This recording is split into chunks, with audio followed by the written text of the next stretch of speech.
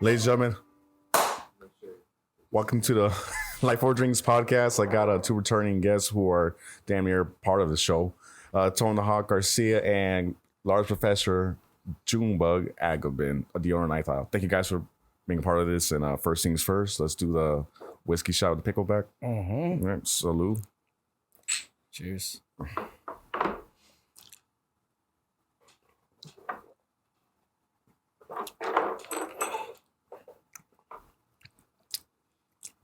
How's that, Junebug? Good, huh? Why is it spicy? It's good. It's just pickle juice. What are you talking about? That's so spicy. The Pickle was angry before they juiced it. Need a beer? Oh yeah, It was an angry pickle before they Yeah, here you juiced go. angry pickle juice. There you go. So yeah, so it's a pickle juice infused with habaneros. Oh, You're that's welcome. why. So Instant reflux. He might get heartburn now. Do you have Tums? yeah, Okay, of course. we have Tums. no, we is got food, Tums. so you'll be Log. okay. Where the hell's my fucking beer? All right, I'll just drink one of these. Yeah, all right, guys. So you guys started in the beginning at I want to say, was it Drysdale? No, Or- he started way back in Hawaii doing Wing Chun. That's where he started. Okay. But when we When first we met at Striking, Striking and then I Unlimited, came over to Cobra Kai and trained. Ken Han. Yeah, Ken Han. Yep. Back in 2010. Yeah. It don't seem like that long ago, huh? But yeah, 13 so much has changed. 13 years. Back on this January was 13 years. Yeah. So you two, I've heard so many stories separately, and they're just fucking crazy. But it's like that's my son. I've been wanting to have you two here at the same time, just the three of us, so we could talk about some of these crazy stories. And one story we got to talk about later on is going to be the Mexico story. But let's save that for the finale. All right. So you guys met back in 2010. How did that happen, and what brought you guys to become together, become training partners, friends, et cetera, et cetera? You want to start? You You paint want a me- better picture. Okay. So I just started training at Striking.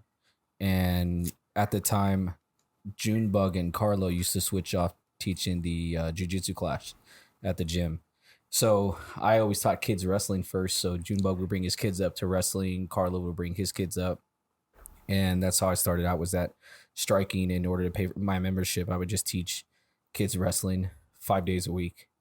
And then what happened was Junebug and I'll never forget the very first time we were rolling. So not a lot of people know, but Junebug used to have a very pretty birthmark over here on this side of his face when I Very first pronounced. met him. Yeah, and he had just got it out and the stitches out, and him and I rolled, and I did the old wrestling style. I grinded my face across his wound, and I split it open, and his face started leaking blood. What the fuck? And then at the end of class, Isaac was probably 6 or 7 years old. Yeah. He tried to fight me. Isaac was mad. Isaac was you killed my father. No, he Yeah. was like tears coming down his face. He was like, "What you do to my dad?" No shit. Yeah. Matthew at that time was in a car Oh, seat. baby. Yeah, he was a baby in a car seat. Yeah. And it was mainly just Isaac and CJ that were in my classes. And But, Matt, your boy's holding that rattle, and he just like breaking and looking at you. Well, and so what started was I really wanted to fight, and Ken had no faith in me at all, Ken Han.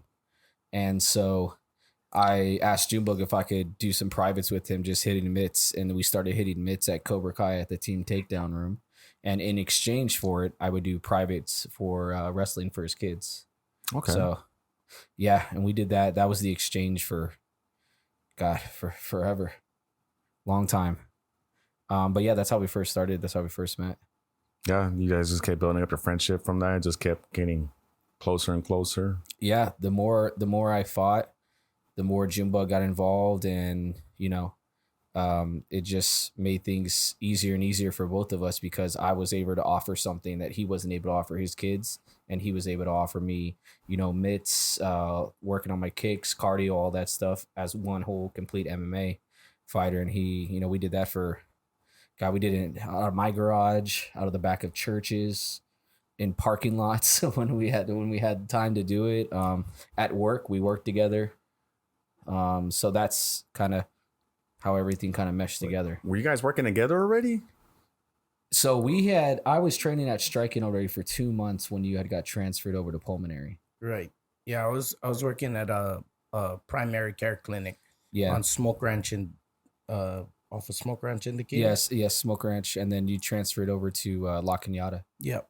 And that's where he At the was VA. working front desk, and Noel was charge nurse over there. Oh, Well, okay. not charge nurse. There was other. It was Filipino Alita. Alita was yeah, charge yeah, nurse. Yeah. Newell was just regular, and then after that, I would we knew each other from the gym. We hadn't really talked once we started working together. That's where the relationship started, and then things started going from there. And then he him and Mo and Carlo cornered me my very first fight, and I had only been training for 4 months before I took that fight. And I like begged Ken, I want to get this fight. I want to fight, to the point where Ken didn't even put me on the card. And I saw the promoter's phone number in Ken's office when I was walking by on a piece of paper, and I took it down and I texted the guy. And I was like, oh, yeah, Ken told me to text you to get on the fight card and blah, blah, blah, blah. And then Ken saw me on the fight card, and he was like, all right, you're going to learn your lesson. You're not ready. You're going to learn your lesson. So I went out there, and in like the first 13 seconds, I got punched right in the face, and I got dropped. And then I stood back up, and then I just wrestled my way out of it first round. And first round, I was like, oh, man, I got completely mopped up. And then second and third round, I completely beat the dude, and I won by split decision. No shit. Yeah. That was Kenny the Mini Monster. Remember with the yeah. So I probably threw up 4 or 5 times after that fight. Really? Why? Yeah, the nerves and just it's nerve wracking for real. Wow. And what did Ken say after when it's all said and done? He's just like, good job, man. You proved me wrong. You're the man. And you're like, yeah, it was like a Rocky moment. Huh? You will never hear those words from Ken Han. Oh, where's he at now? I think he's at Drysdale still. No, he's currently training with Rafael Dominguez. He's a brown belt under Rafael Dominguez right now. Yeah. So we don't trust him then. We're just, that's what you're saying, huh, Junebug? Yeah. Besides Professor Walter, nowadays I don't, you know what I mean? The circles are real small. And if I ain't in front of you guys and hanging out with you guys, that's how small the circle is. Like, I trust very few people. Mm-hmm. Okay, you say so, yeah. Hey, salute, Junebug. Tolin. Just get Junebug drunk. It's funny because, you know, I've been by Junebug's side since the beginning, and you know, we've had our tough love with each other. Our quarrels, our things are never anything bad about each other. It's always because we know the other can be better than what they are. So that's how our conversations have always gone. And you know, we'll get at each other a little bit, throw little side comments at each other and stuff, but it's all for love and everything. That's good. I wish I had that relationship with Junebug because he steals my shirts and shit for like 3 months at pool parties. Well, you know, I really like them shirts. I wish I could fit into them. You know, can't blame me for being envious. Oh man, He likes the way you smell. That's right. What is with Hawaiians and smelling people? All right, so okay, so we got his side. So what's your, like, during all this time, like, let's say when he cut you open and Isaac, like, what was your perspective from all this? Yeah, like, so I came over from Cobra Kai after being That's like good. one of their kids instructors, and I had gained enough status over there, and Sim and Mark Lehman would let me not corner, but like, you know, be in the back room and work people's hands and just get them ready for fights. Tolin is one like the 3 or 4 athletes that I worked with in exchange for stuff. Like you know, Chris Holsworth, I've worked with, like, we exchanged privates for jiu-jitsu with Midwork.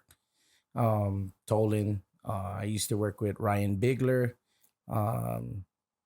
James McSweeney, and all of them guys all ended up in either Bellator, UFC, you know, that type of thing.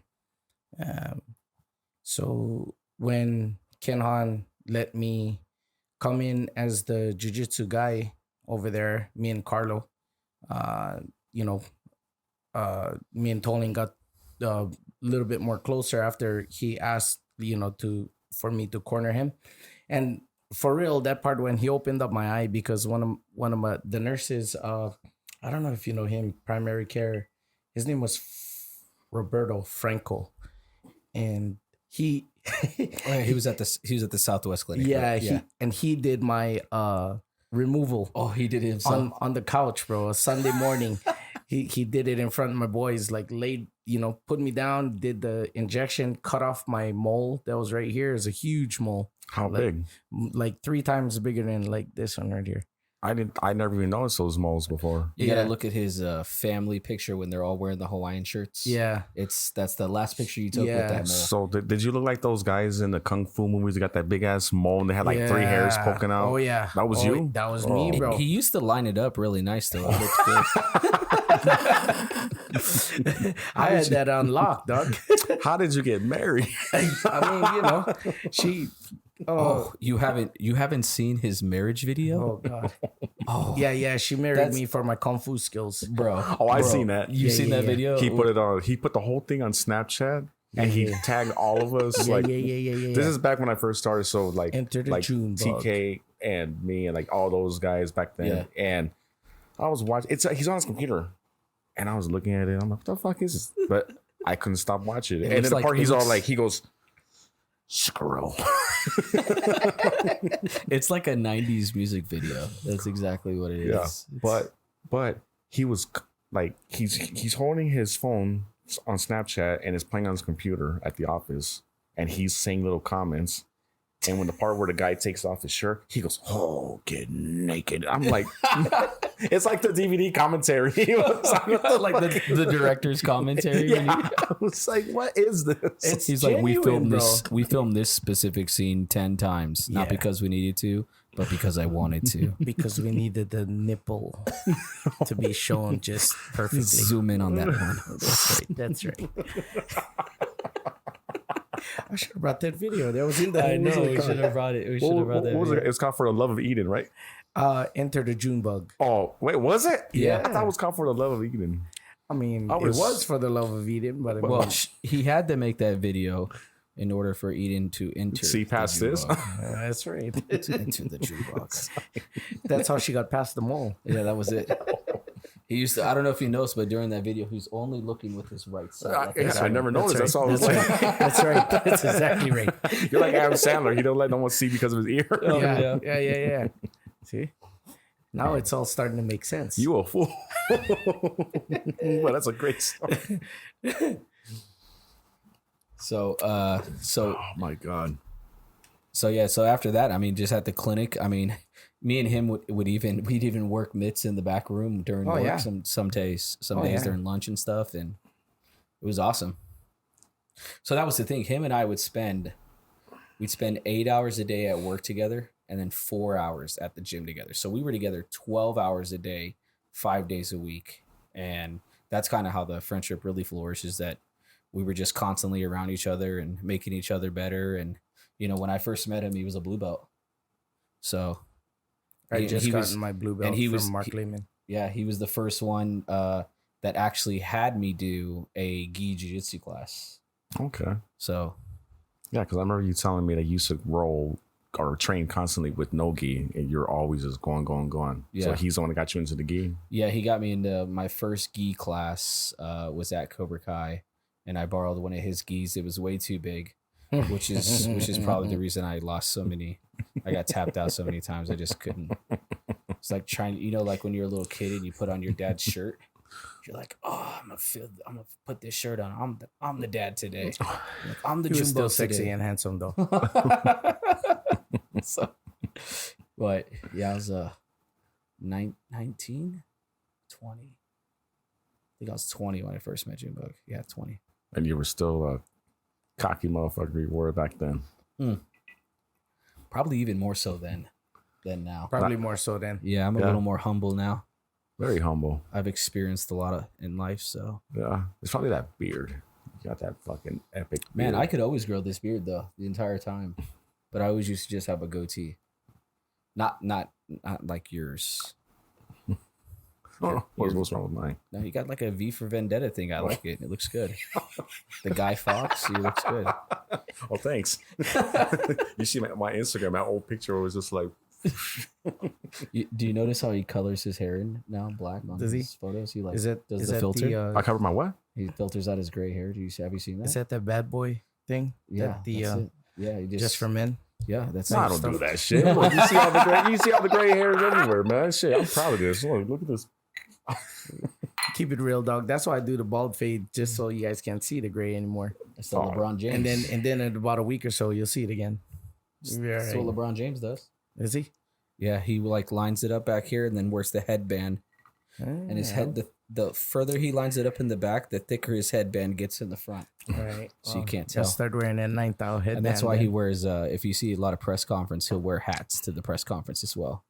Okay, makes sense. Gonna I mean, he's about to be 40. So. yeah, well, so am I, but you know, you can't have everything. You can't be tall, super muscular, super fucking rich, super talented, and Make have a your lot of whole money. head of hair. Look at The Rock. You can't have it. You can't have it all. What about Tom Brady? His wife left him. I mean,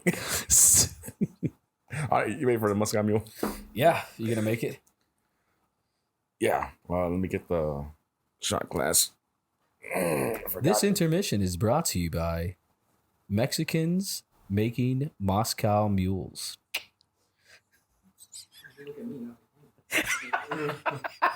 I was trying to look at the camera here. Should have looked there. That's how I should have looked. Yeah, so. This is a really cool Heineken fireplace, though. I really like that. I know. I made it myself. Did you win that? Actually, it was given to me by a fellow, my adopted Hawaiian father. They took me in when I was homeless, and he gave me a fireplace. It was like a makeshift like that, but it was like fully loaded. Yeah. And when I moved out, you know, wintertime, it went out one day. I was like, dude, what the hell? It just.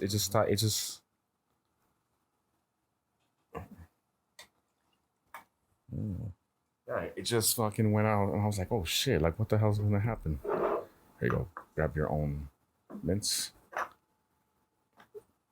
And then I told him, I was like, "Man, that thing fucking broke." And he's all like, "What? All right, don't worry, I got you."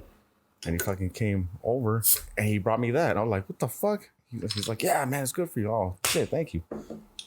Hey man, when you're poor, I mean, I'm not poor anymore, but back when you're poor and shit, you can't afford heat inside your apartment. Right there. And plus a nice night light. I was just gonna have an Amish person make me one. Apparently, those things are non-electric and they heat everything up. So, Well, you know, the fake flames and shit, bitches love that too. They're like, "Oh, look, you got a fireplace." I know, huh? Yeah. fake flames. Fake flames. That's what I was gonna say. I think you're just gonna drink yourself warm until you think it's warm. I just turn my TV on and go to YouTube and put fireplace mode. It does the same effect. Yeah, but that actually heats us up. So, you know what? If you're relying on a TV to heat you up when you're with a beautiful woman, I'm sorry. You probably are doing something wrong. Yeah, well, salute to the Muscat Mule. I'm no science expert, but Yeah, me neither. Junebug, this will be a lot better for you. Hopefully you don't get Reflux. No, I saw that we took that pickleback shot, so. that's good. Oh yeah. All right, so let's fast forward a little bit of time. How long before you guys started training at your Ninth Isle, the original gym? 2015. That is a good story. Yeah, 5 years. 5 years. I think it's 2014. You know. Oh, November. Yeah. 14. Yeah. That's right. So you guys were training for 4 years at that gym, fights. He was actually one of the first to come and train with me. So I mean, you talk about loyalty over royalty, and that is one thing that I can never take away from this guy, because you know when others went their own separate ways, only a handful of people, majority of them was kids, mind you, that was training with me at Excel Defense Studios, but he was like one of the first adults to follow me. I mean, let's dial it back even further.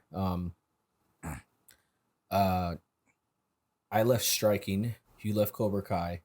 You said we should both go to Drysdale's. We went to Drysdale's, and we trained at the original Drysdale's, which the original Drysdale's was, I mean, no bigger than maybe 20 feet deeper than the first ninth aisle. Yeah. But we trained there, and then we helped Drysdale open up the next place. Right. We helped them move the mats. We helped them build stuff and do everything. Really? And then we stayed there until there was a falling out there with Drysdale, and then he went to Excel, and I stayed at Drysdale maybe another 2 months, and then I went to train with him at Excel, and then after everything went down at Excel, we trained my garage, your garage, back of a church, and then I mean, bro, this guy used to have matches with like his roommates. He would kick their ass, and they were some big dudes too. Like I'm like, oh, I don't think this is a good idea. And then, some big guys. He messed them up. So I used to throw like these huge parties when I was like 21, 22, and I had this mat. It was like a 12 by 12 mat in my garage, and I used to just use it to hit the punching bag on, and then I would just do like some wrestling privates with the boys and stuff. But every single time at the end of parties, the drunker people they would kind of just like talk shit and say all this stuff to people. Yeah. And so I'd be like, let's put the gloves on, let's go see. Oh, boy. So I would just allow people to just scrap it out in my garage at the end of parties. And there would probably be like 4 or 5 fights in a row. And it was great. Girls on girls, guy versus girl, guy on guy. Like, it was great. Dude, that sounds like that fucking movie Never Back Down, where they're at the rich house and all of a sudden you go down there and was like fucking. No, that's exactly. I don't know how he never got kicked out, bro. What was this, apartment or a house you guys were in? It was my house. Big house. Holy shit. Yeah. Thanks for the invite. Yeah, you would have been fun to be. You were probably in Arizona at the time. No, I was here. In 2011? Yeah. You were in Vegas? Mm-hmm. Wow. Sounds like you were hanging out the wrong people. Yeah, I was. If he came, for sure, you get kicked out of your house. Oh, yeah, probably. Well, I was a different man back then, so. That's what I'm saying. You're much mellow now. What would happen is Ernesto would think he could fight and then get beat up. Wow. Right now, at least he knows jiu-jitsu. Did you see me? At least he knows jiu-jitsu now. No, back now then, I don't know. But in 2011, 2011 is a different story. I can vet for him now. Yeah. So of all these parties, what was the wildest party that went down? Oh man, I want both perspectives because he went too, right? No, he only went to some parties. Okay, so what you was gotta remember wildest? he had 3 little kids at home. Yeah. His wife did not like me for a long time. Really? She did not, because when him and I would go out, he would probably show. We would leave like during the summertime. Sun goes down like 8:00. I'd have him home when the sun is coming up. And so bad. Yeah, we.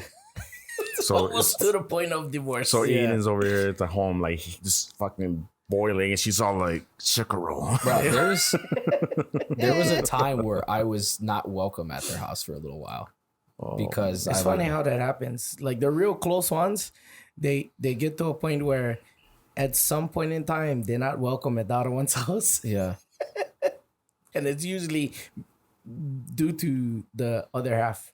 But what was crazy is Junebug's house, man. Like it was the spot. Everybody went there. Every UFC fight, going to Junebug's.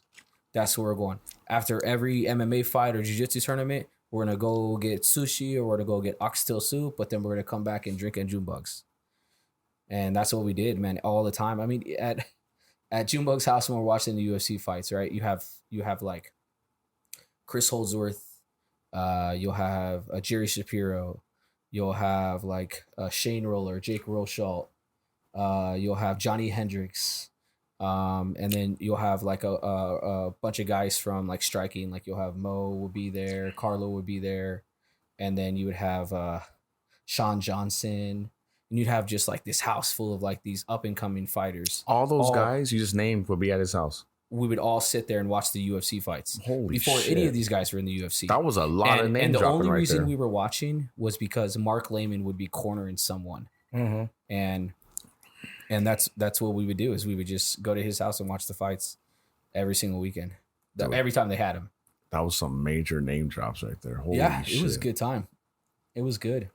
I mean, Dude, what when the I hell? would do the UFC, so I had this little 1-bedroom apartment, right? It was a galley apartment, and Junebug and everybody from the gym would come over.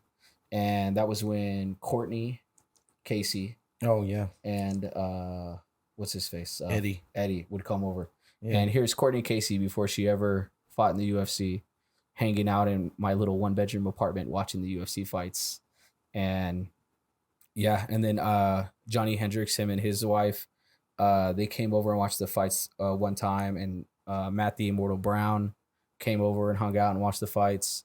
And then we'd go eat sushi all the time with like Forrest Griffin, Robert Drysdale, James McSweeney, Andre Arlovsky, all these. Yeah. No, okay. Did you ever wrestle with Johnny Hendricks? Yeah, and I got completely destroyed. Really? Yes. Like, I know there's levels and shit, but I wrestle with you, and it's like, what the fuck?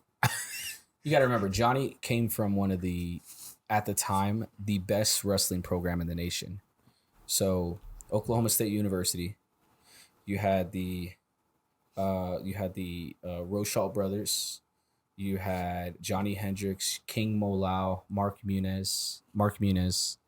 God, I'm trying to remember. There's like 3 other people that were there at that school, and they won like 3 national championships as a team dual, and then I think they had 5 national champions on that team, and that's the wrestling program he came from. So to compete with that, it was tough. But the thing about Johnny is when he used to train in the gym, they used to do 10 5-minute rounds, and he'd get a new guy in every 2 minutes, and you would never know that guy was tired until that final bell rang of the 10 minutes or the 10th round, and he would just drop, and he'd just like deep breaths and everything, but the entire rounds you would never know he was tired the whole time. That's that wrestling mentality, the way you guys are pushed, like you're trained to push. Yeah. Yeah, Chael Sonnen talks about that shit a lot on his podcast. You know what I was thinking about the other day? What's David Boulea up to? He is at Syndicate. Okay. Trains with the Shapiro brothers. Okay. I think he's a black belt now. And he's just trying to, like social media his way into things. Trying to get famous. Yeah. Got it. Yeah. I was thinking about that the other day, that he was always such a mean dude to everyone. Really? Oh yeah. You ever Yeah. whoop his ass? I remember the one time I sparred with him. He came up to Drysdale's when Ken started teaching there, and I sparred with him, and I'll never forget, I mopped the floor up with him. And then he got all pissed and was like, "Come to jiu-jitsu class." Yeah. And I was like, dude, you're not going to get me on jiu-jitsu anymore either. Because when I first started, he was a purple belt. And then by the time I got my blue belt, he was still a purple belt. And then I was like, what are you doing? Like, why aren't you training? And I guess he was like working on his career or whatever. So whatever. I don't. No, he was doing a lot. Like, I think at one point in time he had like a TV show. He was on some kind of TV show. Yeah, he was doing like his working on his career or whatever he was trying to focus on. It was a kind of weird TV show. Like him and his girl at that time was looking for a third partner or something. If I kind of remember, I forget. Oh, For a TV show or in the bedroom? Like a mini series or something. I might be wrong, but probably. It sounds we'd like have to something. fact check it. Yeah. was it Sounds like webcam or some shit? What the fuck? No, it was The hell actually you like a talking- mini series. Webcam. Like Webcam TV. This sick bastard. This is the cuckold special. Tuning What? in to the Nias family. we're gonna have to ask your media guy to put it up here to fact check. Fact check it. You know what? It's not hooked up today. It's not hooked up today. But he can. But then, yeah, next time. Next time. Next time. We're not. This ain't the Joe Rogan podcast. Bring that up, Jamie. All right, so let me tell you how I was feeling in this exact moment. Yeah. Okay, but okay. So, all right. So back to these parties real quick before we move on. Okay. Fast forward more to this present time. I'm ready. You went to very few of these parties that he had, these wild parties. What was the craziest thing that you saw or experienced Craziest thing that I saw? at his crazy parties? Holy, man. You got to remember, this is before all this woke stuff and everything. So everything would go back then. Everything was considered appropriate back then.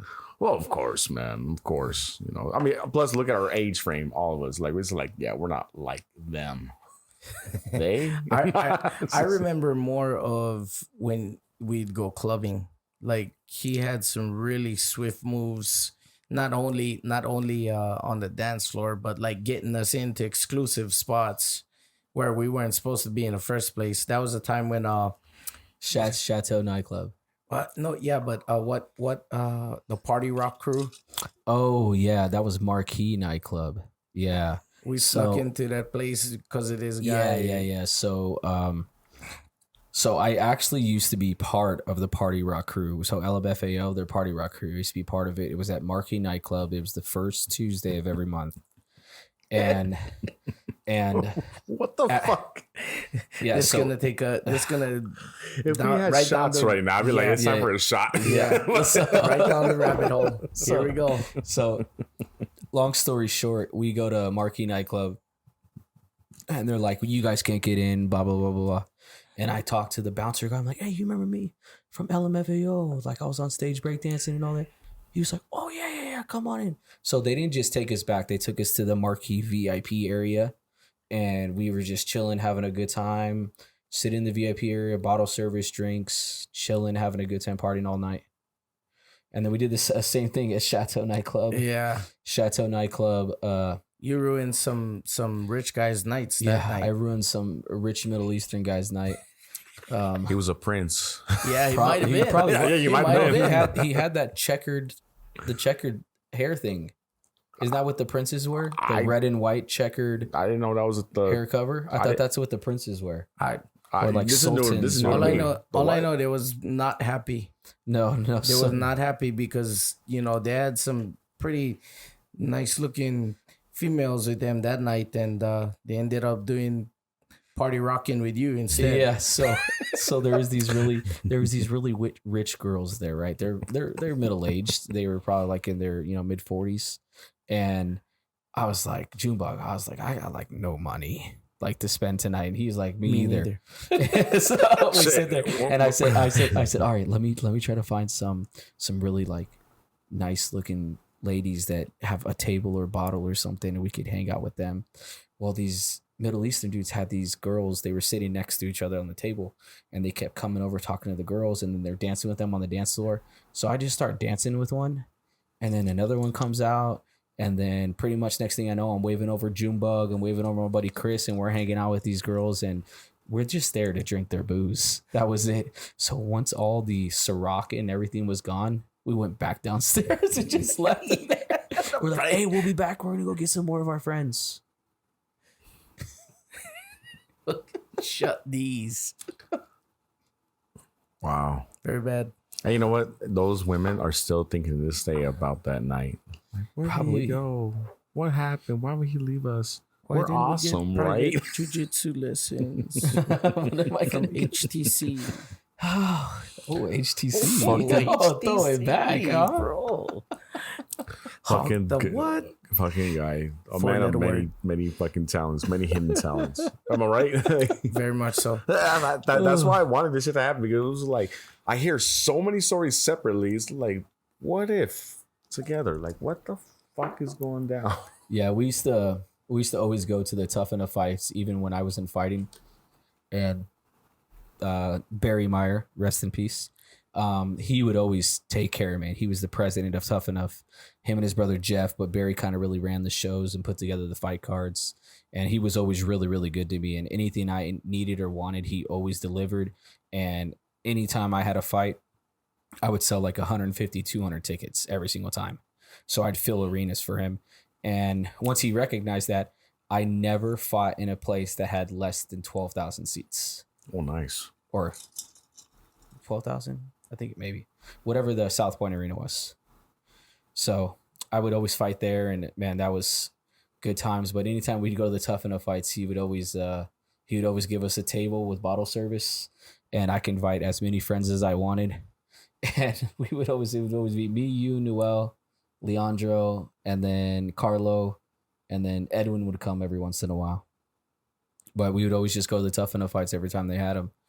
Table side, bottle service, party all night, watch all the fights for free.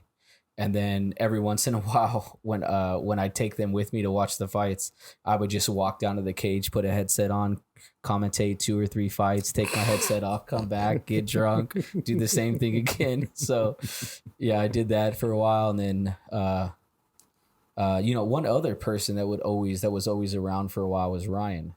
Yeah, Ryan was always around for a while. Yeah, rest in peace for Ryan. yeah. Ryan who? Cheers to that one. Ryan Yeah. Renau. So if you look at every single one of my championship fights where I'm holding my belt and everything, it's always Junebug and Ryan on my side. So yeah, he passed away 4 years ago. He was 30 years old. Wow. But that guy could not stand my snoring. That was you're gonna hear this story at the end. We're saving that story for the end. we'll save that story later. Tell you. All right. You talk about like getting so upset. Like he lost his shit from my snoring. Really? Oh yeah. Yeah. And, well, real quick, ladies and gentlemen, if you don't understand, Junebug snores like a fucking Harley Davidson motorcycle. Like an upset bear. It's only when he doesn't have his CPAP machine, okay? So on full blast. Man, this is me. Every time I bunked with him, I've had absolutely no problem because, let's be honest. At the end of the night, I'm fucking drunk, happy, and full, and I just passed out. I think that's his strategy.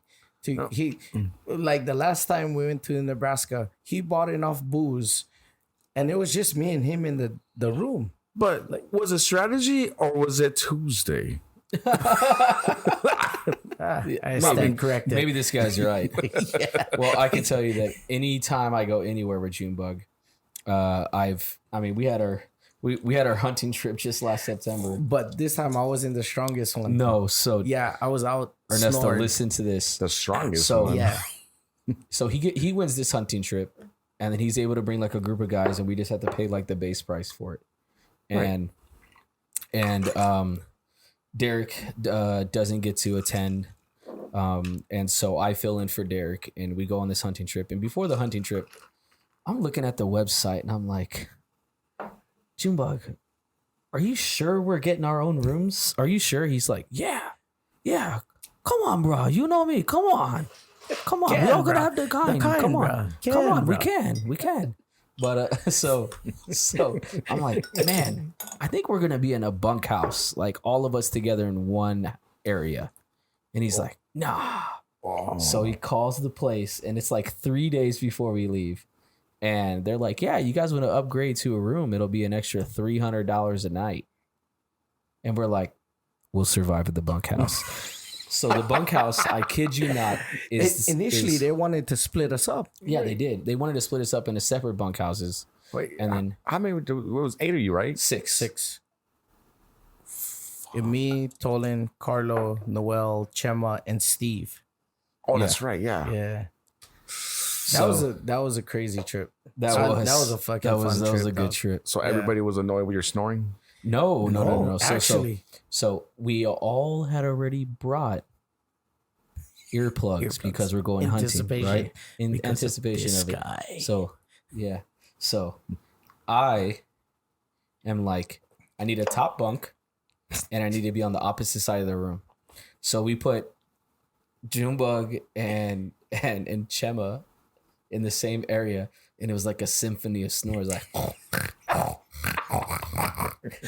they were like battling the snore. But here's the worst part.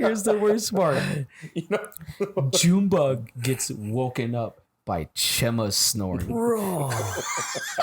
And then, like on the first night, before we got to the camp, remember I was with Steve in that room, and I didn't know Steve stopped snoring or like stopped breathing completely. Yeah, he does like What the fuck?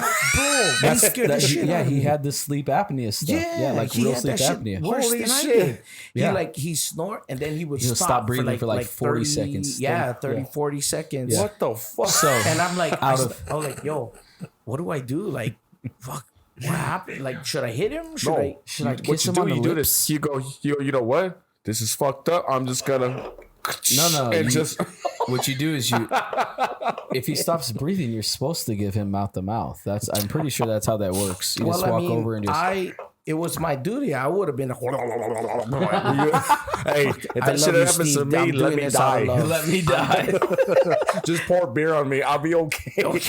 so, Give me, Tell give my me a son I love beer him. and a napkin. I'll So- be fine. so we fly. Famous words of Ernesto Niez. Yes. So when we fly to Austin, we're This motherfucker. so we fly there, and then we had to get the rental car and all that stuff, and then we have the little blue shoe rental car we had. Oh yeah. The tiny Right. blue shoe Yeah. where it was you and Steve in that, Yeah. and then it was me, Chema, Newell, and Carlo in the truck, and then we had all the guns in the back of the truck. The thing is that we didn't think this plan through, that we should have got like a truck with a cover or maybe like an SUV, because every time we stopped anywhere, we had to load all the guns into the cab of the truck, and then we could go eat places because we didn't want to leave the guns out. Yeah. So the first hotel we stayed at was like in this ghetto area of downtown Austin. It was like what, $80 for the night or something? Yeah, it was really Something cheap. Yep. So Carlo and I'm like, I don't snore, you don't snore. We sleep in the same room. And then we paired everybody who snores up together. So it was you and Steve, Me and and then Steve. Chema and Noel. Yeah. But Does Noel snore too? No, well, he does, but the guy won't. He actually He won't cut admit. Chema. Yeah, he won't admit. I Yeah. think, but like he recorded Chema. But this is the thing, he recorded Chema snoring, and in the background he's doing commentary of Chema snoring. Like he's you can hear Chema. He was going, and then in the back you can hear Noel.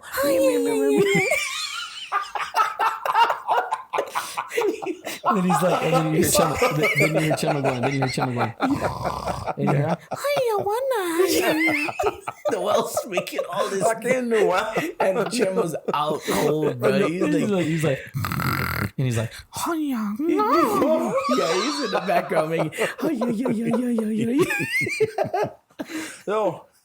And the louder Chema gets, the worse the commentary gets. Yeah.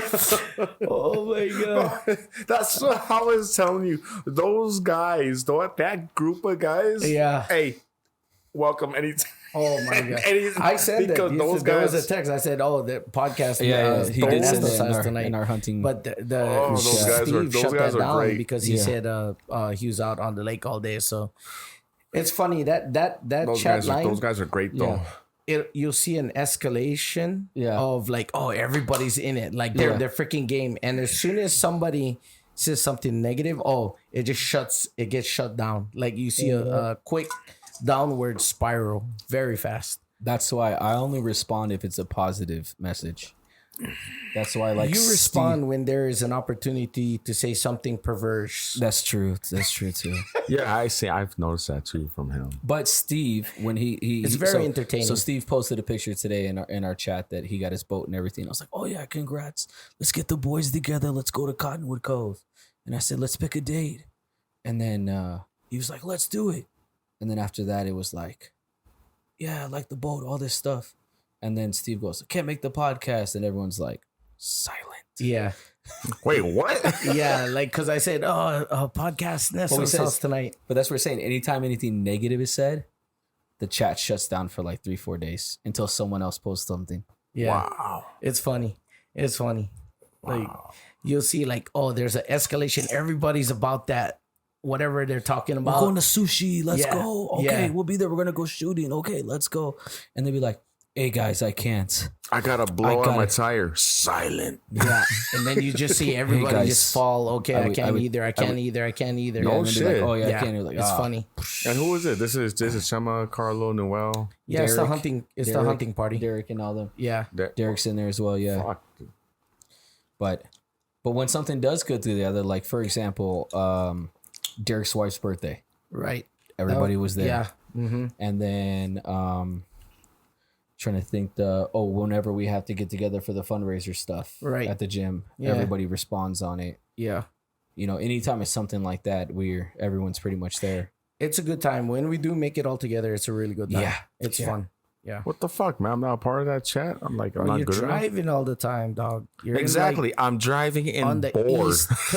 The last thing we want is you to respond, and it's like 3 days later. You're like, we're trying to plan like a For a next get- week, a and I'm get- gone a for get 3 together. weeks. It's like it's a Thursday night, and we're like, "Hey, you guys want to go shooting on Sunday and get sushi?" And then you respond like on Monday, "Hey guys, I totally would have been in if I was in town." Hey, you know what? You know what? I think you could vouch for that because that has happened how many times now? Many. I mean, seriously. Many. yeah. Yeah. So I was gonna say that, Love you guys. I'm sorry. I apologize. It's not my fault. hey, you gotta work. We understand it.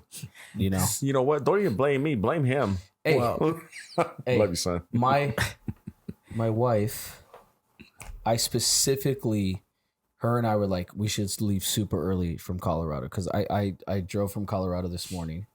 We left at 2:00 in the morning Colorado time. Got to Vegas at 7:00 our time. 7-hour drive up. We gained an hour. Oh, you drove. Yeah.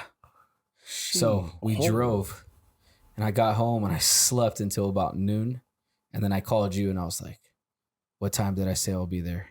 And you're like 7:00, and I was like, "I'll be there." I thought you flew. God. Well, remember, because I told you I was like, I might not get home till 5:00. You told me you would be home around 6. Yeah, And then you would come here at 7. I was like, all right, cool. We'll set for 7. yeah. So it was a long week. Dude, Long you want week. to? Yeah. Hey, you know what? I had a stressful fucking week. What's up about after the podcast? But look at Oscar's face and tell me it wasn't a stressful week. Was it a stressful week, son? You motherfucker. You know what? He shook his head. Ladies and gentlemen, he shook his head like he went, Nope. hey, he got his license, his driver's license yesterday. Holy, you're driving me home And- tonight, sir. Yeah, Congratulations. Yeah, you know what? Yeah. Yes. But you know what? It wasn't like, oh yeah, he went and got his license. No, we had to he had to earn it, but I had to earn it with him because Did you guys the have to laws- locate his green card or something? That was the difficult the part. laws of Nevada, the laws of Las Vegas, Nevada was in the way. And we had 3 days to get it all done. And Yeah, I'm gonna usually what you do is after you pass your driving test at the DMV, you literally walk over, pull a number, and sit there until you file your paperwork, and then they say, "Okay, you're good to go. You're filed. Walk over there, go take your picture. We'll mail you your license." If you take your driving test, you might as well give up your whole day. It's not going to go there, take No, your driving test. I'm going to no. come back, finish this. I'm going to come back, do this. All right. This is a story It after sounds the like he's a podcast. terrible dad. Holy. This- well, I didn't have a father of my own to train me like you two did. Well, crickets. So the person who took me I was didn't my have mom. My mom took me. Guinness to puppy. No, I didn't. Oh have. shit! Yeah, You know what, fucking guys? Yeah, I was gonna say my mom. My mom Salute. took me. Junebug, your beer's getting warm. Salute. Your beer's getting warm, Junebug. Speaking of dads and diabetes, This one is so good, though. look at this. I don't think I showed you this. You showed me. I did show you. Yeah. Look at that. My dad lost the lower half of his right leg. Yeah. Diabetes. Talk to the mic. Explain what happened Oh, because this is important for self-awareness. So my dad is a Vietnam vet, and he has exposure to Agent Orange. And what happened is that causes you to have diabetes. And he's self-treated himself for a very long time, but as you get older, your body just starts to deteriorate over time. So he got a spot on his toe, And then, he got it treated, but, he didn't stay on it. Regular diet, continue to, monitor his blood sugar. The spot spread to his toe and his toe mummified. And then he got admitted to the hospital, thought he was only going to lose the toe, saw a vascular surgeon. The vascular surgeon said, the best circulation you have starts about 3 inches below your knee. And so they amputated everything about 3 inches below his knee.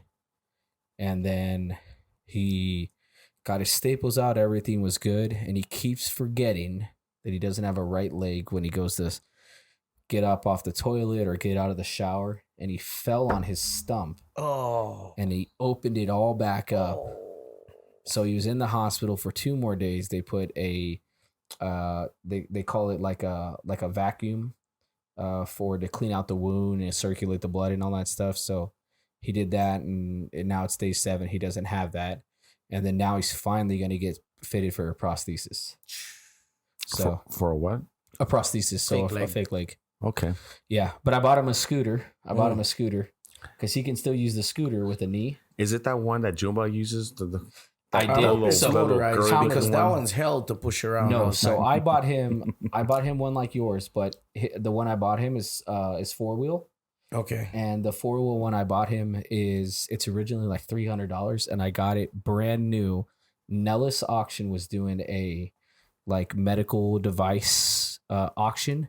I got it for fucking $20. Shut the $20. Ladies and gentlemen. And I put it together and I dropped it off to him for Father's Day. Here you go. Ladies and gentlemen, just so you guys know, Tolin makes approximately $689,000 a year. Stupid. And he was too cheap to buy a $300 fucking scooter. So he went to the auction. So at the end of the day, you will never see. Yeah, you'll never see.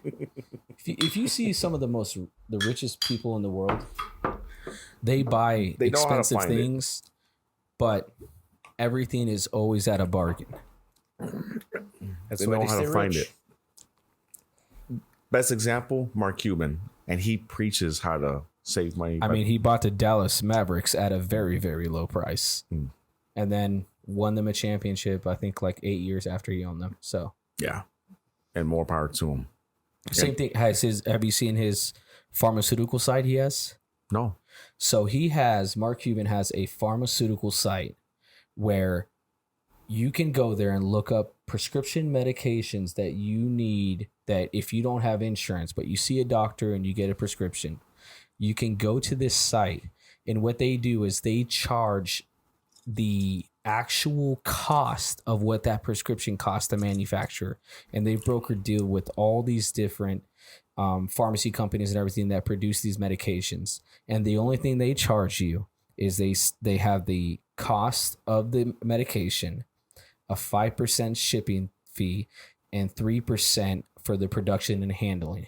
So you're only paying an 8% cost on the actual cost of medications. Dang. And they're adding more and more medications every year. And because his theory is that everyone should have access to any type of medication anywhere in the United States for a reasonable price. Mark Cuban did that. He did that. Yeah. No. That guy better watch out because Big Pharma is coming for his ass. No. To the audience, Tolin works in the medical field behind the scenes handling all that shit. Now, obviously you wouldn't understand that and they tell us this now, but why do we, the regular people, not know about that? So, and this is Mark Cuban, by the way. Mark Cuban, if you know, you know. Pharma. So here you go. So I don't know if you guys know, but the largest industry in America besides selling weapons is the drug industry. And the drug industry isn't just about the manufacturing of drugs and the distribution. It's about the drugs that hit the street, like heroin, cocaine, marijuana. Fentanyl. No, that's like that's why in Utah, right, they won't let you grow like marijuana over there because you'll put out a lot of big pharma business. 100%. That goes back even further. From their marijuana stuff goes back to like the timber companies outline hemp, because hemp would grow 10 times faster than wood. And it's 10 times stronger than natural wood. And you can actually make hemp ropes, hemp clothing. You can make hemp like actual you could boil it down and solidify it up and make like wood boards and stuff out of it. So they outlawed all this stuff back in like the 1800s or late early 1900s. Yeah. But also the medicinal use of it, right? If you can't make money off something, which Marinol has been a product that has been out there for years for people who are dying of cancer, that it's metastasized and it's in their bones now. And it just kind of helps alleviate the pain. So Marinol has been out there. And then you've also had like certain medical marijuana, I think it's called like G something, whatever, that the federal government would prescribe to people. So tell me why the federal government will prescribe marijuana but won't legalize it.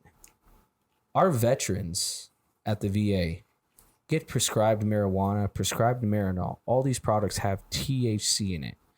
And you know that it helps alleviate pain, and you know that it helps mitigate cataracts and people who are going through chemotherapy. They prescribe it to them so they can eat, so they don't throw up their food. Appetite. Yep. Exactly. Right. And you're telling me it has all these positive effects, but you won't legalize it nationally? So, but for the states that have done it, like the entire West Coast, they've taxed it, they've made money off of it, and it's working really well. But it's also saturated the industry across certain areas of the market for people who used to grow marijuana specifically for people in the federal government that they would distribute to patients. So it's kind of a push and pull. Yeah. But go ahead. So on that note, this is a few years ago. I already knew you guys, but because of all these facts that were starting to come out, around the time I met you guys, these were becoming more well-known amongst the world because of the internet and social media. I had a conversation with Mom. I don't smoke weed. The last time I smoked weed, my throat was closing up. So what does that say? You know what? Anaphylactic shock. Don't do it. Yeah. But as for the benefits, this is even from back in high school. The benefits of smoking marijuana are more positive than negative. So I was like, you know what? If you do it, great. Do it. My mom, my actual mom, I was like, oh yeah, Mom. So apparently when you smoke marijuana, there's a bunch of benefits in the medical field and et cetera, et cetera, et cetera. I said some of those facts you said, some. Yep. And she goes, no, that's against the law. That's drugs. I was like, drugs? That's drugs. I was like, right. Like, Mom. You're out there smoking that reefer. I was like, the devil's lettuce. Pretty much. And I was like, Mom, you gotta understand. No, that's drugs. It's against the law. And I was like, oh my God, you know what? I can't do this shit. This is me back when I first met you. I was like, you know what? I was like, I'm done. And then fast forward a few years to where it's become more normalized and common, like ice right here for Lisa. And then they got all these Netflix shows that are talking about the positives. And now like maybe about a year ago, 2 years ago. She did not flip. We're talking in a random phone call. She goes, hey, I was watching a Netflix show. Did you know that there's a lot of benefits to medical marijuana? And did you know this and this and this and this and that and that? There's a little girl. She has cancer. They give her marijuana tea. She helps her eat so she doesn't, disintegrate. She can get out like, oh my God. Do you want to know why? Because what happens is once someone figures out how to make money off of a certain product or how to capitalize on a industry or even corner industry, that's where things start to come in, where you start seeing, wow, like I never saw Netflix documentaries on this, or look at this. Like even in like the regular news, they're advocating for certain things. And, once you start to see, you're like, man, 20 years ago, some guy was telling me, so-and-so, if we did this and that it's really good for you.